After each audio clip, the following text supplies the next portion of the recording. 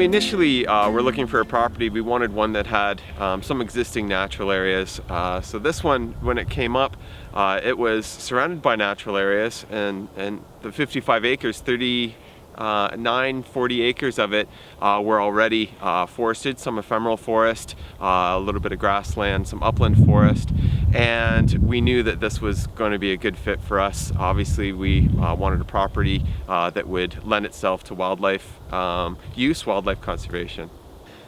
Once we got the property, we realized that the majority of the wetland areas were ephemeral. So by June, July, or August, a lot of those wetlands had been drying up. So we wanted an area that would have permanent water, and that would allow for species such as turtles, obviously species that I work with, but also a number of bird species. So we had this large field in the center of the forest, and because we aren't aiming to farm the land, we want to renaturalize it. So we figured permanent wetland would be a really good fit. When we started looking at opportunities for this wetland, obviously it's more than we could afford right now.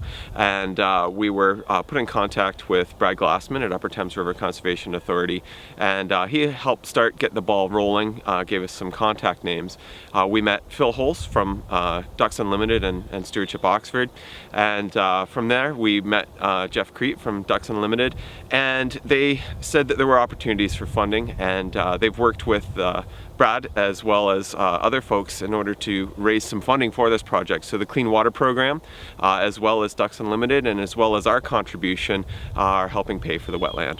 It's encouraging to me the number of funders who are available, who are looking for these type of sites to help support, and the large number of landowners who are willing to do this kind of work. I can remember back when I was a kid, back in the 1950s and 60s, that this type of landscape was considered wasteland, whereas today it's, in my view, some of the most valuable land going. We're looking to make sure that we are restoring wetlands so that waterfowl always have a place to live out their life and breed here in southern Ontario. Additionally to that, wetlands are very good for water quality improvement, so they help filter the water, the soils and sediments in and around wetlands, hold water and filter water.